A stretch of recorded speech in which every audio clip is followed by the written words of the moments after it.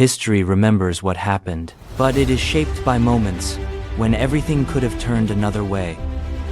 A decision, a journey, a single moment. This is where we explore them. When history turned. Sometimes I notice how fragile our everyday feels. A single new cough, a headline, and the world tightens. Is there a reality where that is different? Anna wakes to a soft ping on her phone. The alert is neutral. A local clinic detected a small cluster. Sequences are anonymous, and a community nurse is dispatched. She makes coffee and takes the tram. A thermal arch in the station registers a mild elevation for a single commuter. Algorithms flag the block, and a mobile clinician is already on the way. In her neighborhood, wastewater reports are green. Clinics share anonymized sequences to a public ledger within hours. Workplaces do not close wholesale.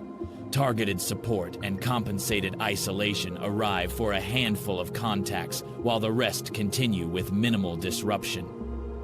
A nurse visits Anna and logs interactions to a privacy-preserving record. When patterns emerge, regional rapid response units assemble with protective equipment and logistics. No citywide lockdowns, just surgical containment and social support paid from an existing pool. Public tone here is different.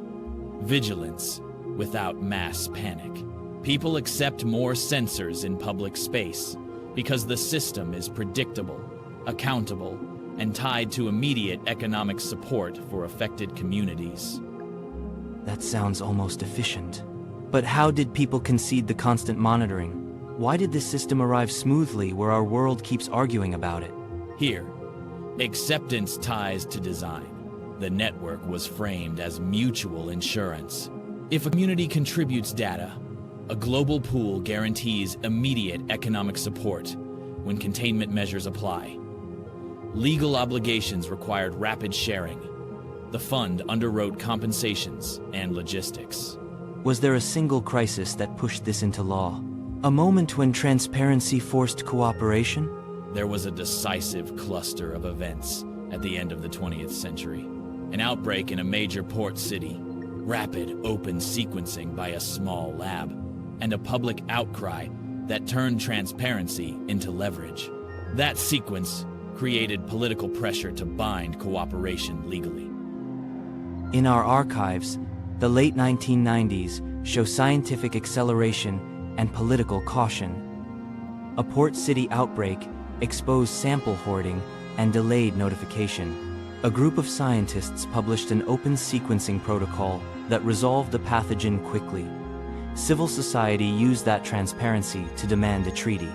The accord that followed bundled 3 elements: compulsory rapid data sharing, standardized sequencing protocols, and a standing rapid response fund with automated dispersal rules.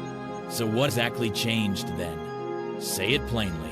The concrete change was the early establishment of a legally binding global pathogen surveillance network. Compulsory, real-time genomic sharing across nations, and a permanent emergency fund to underwrite rapid, local containment long before 2020. In the late 1990s, the treaty converted a patchwork of labs into a network. Protocols and training rolled out, field deployable sequencers became standard, and regional hubs were financed. Funding rules meant money moved as soon as triggers matched, so communities were compensated and logistics arrived fast. Through the early 2000s, the network matured.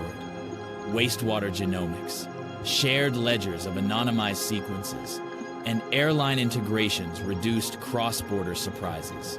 Private sector contributions lowered the economic cost of rapid containment, and smaller clinics could plug into the system without political friction.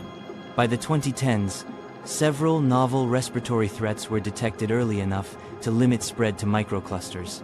Targeted support replaced blanket closures. Research accelerated because data moved freely, and supply chain disruptions were smaller and more local. In our timeline, delayed sharing and uneven capacity produced broad national responses with deeper economic scarring. In the alternate timeline, the social contract around health shifted. People accepted continuous systems because they were predictable, accountable, and came with guaranteed compensation. So when I asked whether a cough closes borders, the answer is not necessarily. That early institutional choice binding openness plus standing funding turned episodic panic into routine targeted response. The cost: persistent surveillance infrastructure and ongoing governance debates. The benefit: fewer global shutdowns and faster recovery. If this wasn't the only timeline you'd like to visit, subscribe.